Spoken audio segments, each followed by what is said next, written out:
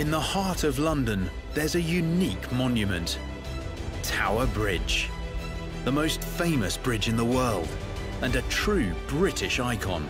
Completed in 1894, almost 65 metres high and spanning 268 metres across the River Thames, London's only opening bridge has become an international symbol of Britain and its capital. But the Tower Bridge that everybody knows so well is not what it seems. This familiar structure hides a world of secrets and amazing stories, from the tops of its towers to the depths of its foundations.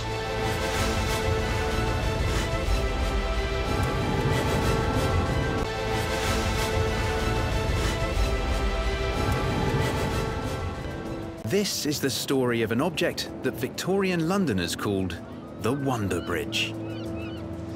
It's hard to imagine London without Tower Bridge.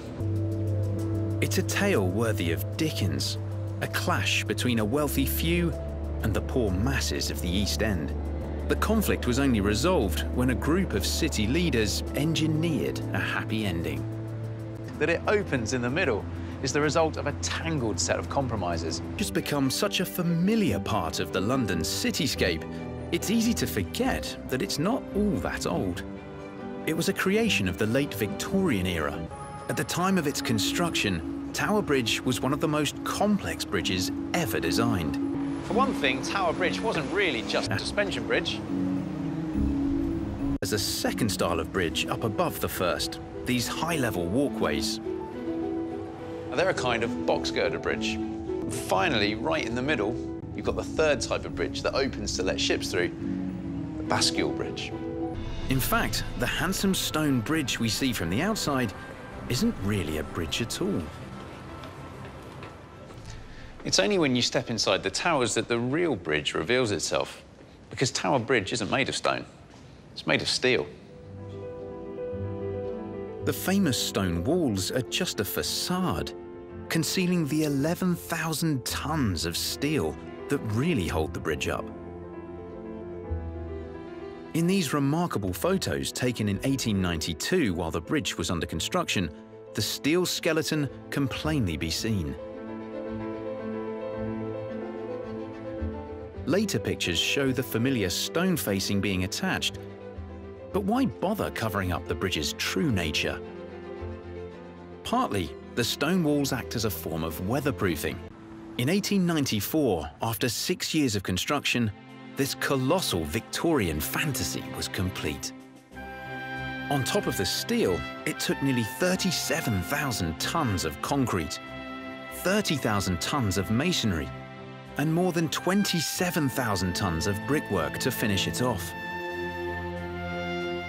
On June 30th of that year, a grand ceremony was held to mark the bridge's opening. The Prince of Wales, the future King Edward VII, was given the honour of raising Tower Bridge for the first time. Ever since that day, people from around the world have been awestruck by the sight of Tower Bridge raising its 61-metre-long central span. But most of them have no idea just how clever the lifting mechanism really is. These boilers were used to create steam that powered the rest of the machinery. This is the start of a system that was a marvel of Victorian ingenuity. When these engines were in use, men worked here 24 hours a day, 7 days a week, 52 weeks a year. Today, it's a museum. Much of the grimy machinery has been cleaned up and lovingly restored. This is the Bascule Chamber, and above is the Bascule. That's the back end of the Bascule, and what we can see, the huge white area, that's the counterweight. So when they want to lift the bridge, the front end of the Bascule with the road section goes up, and the back end swings down into this huge cavernous void. Each side of the Bascule is called a leaf, but these leaves weigh 1,200 tons each. The cast iron counterweights alone weigh 450.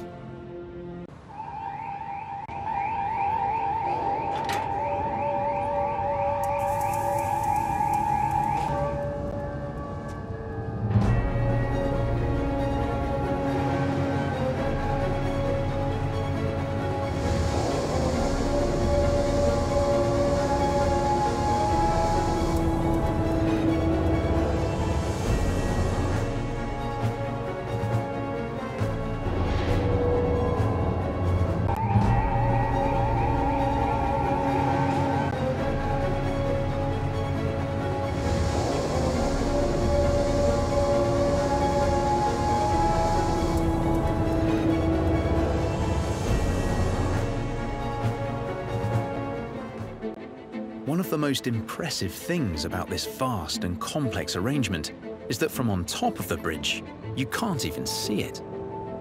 Almost everything was tucked away below the main road deck. The main reason the towers were built, of course, is to hold up the high-level walkways. But the truth is, for most of the bridge's life, those walkways were never even used.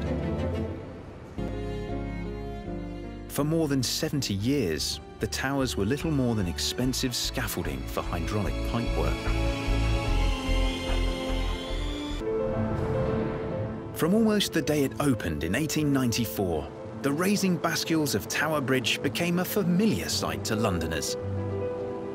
In its first year of operation, the bridge lifted 6,000 times, a pace that hardly changed for the next half-century. The Act of Parliament that authorised its construction states river traffic could never be obstructed, and that's still the law of the land today.